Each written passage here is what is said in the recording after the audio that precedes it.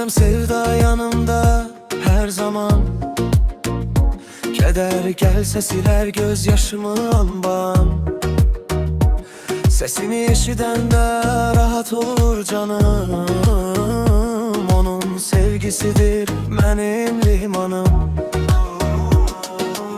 Birlikte serial bakarız geceler, gülerik bazen dolular gözler. Ben danışanda sessiz dinleyer beni. Dünyada hiç kim anlamaz ele onu kimi. Elleri isti yüreği ışık, yanında bütün dertler uzak. Nenem benim en güzel insanım, onun sevgisiyle yaşayır dünya.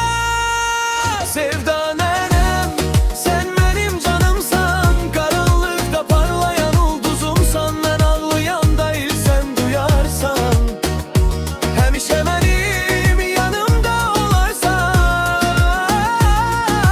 Sevda nenem, yüreğimde yerin var. Senin sevgin bütün dünyaya değer.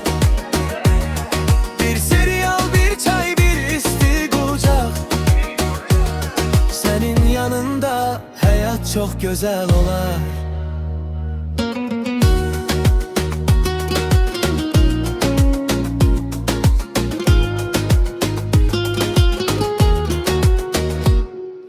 Bazen yorgun olsam kucaklayarsan, hiç ne olmaz deyip beni sakitleştirersen. Evimizin en güzel gülü sensen. Benim dualarımda geçer adı nereden.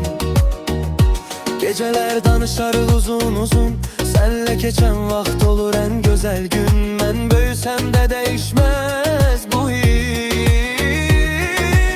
Nene sevgisi dünyada en temiz. İller geçse de değişmerem, ben seni hemişe seveceğim yüreğden. Çünkü sen benim uşaklığımsan, en güzel hatire ben dolma insan. Sevda nenem, sen benim nefesim, senle güzeldir her bir seherim. Allah seni korusun her zaman. Sen varsan diye hoşbekti bu can. Sevda nenem, sen benim nefesim, senle güzeldi her bir seherim. Allah seni korusun her zaman. Sen varsan diye hoşbekti bu can.